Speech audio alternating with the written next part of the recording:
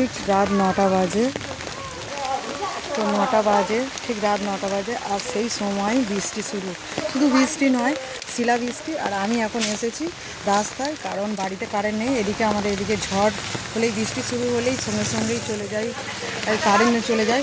তো আমি এখন রাস্তার একটা হচ্ছে চার্জার লাইট আছে, যেটা তোমাদের এই যে সূর্যের সৌরশক্তির লাইট, এটা সকালে সূর্যের আলোয় কারেন্ট চার্জ হয়। আমি এসেছি একটা তোমাদেরকে ভিডিও দেখাতে। আর সাথে সাথে বৃষ্টির সাথে সাথে ঝড়ও তো বিশাল হয়েছে। আর শুরু হয়েছে শিলাবৃষ্টি।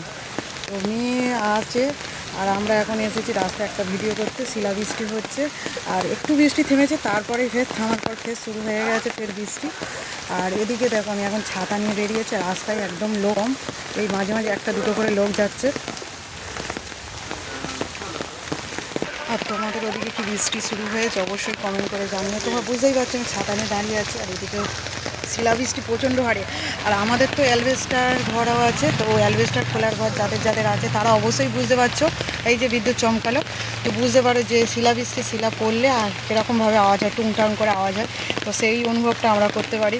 এমনি তো বাইরে পড়ছে সেটাও বোঝা যাচ্ছে, আর অ্যালবেস্টার খোলার ঘর তারা আরও ভালোভাবে বুঝতে পারছে যে শিলা পড়ছে কিনা।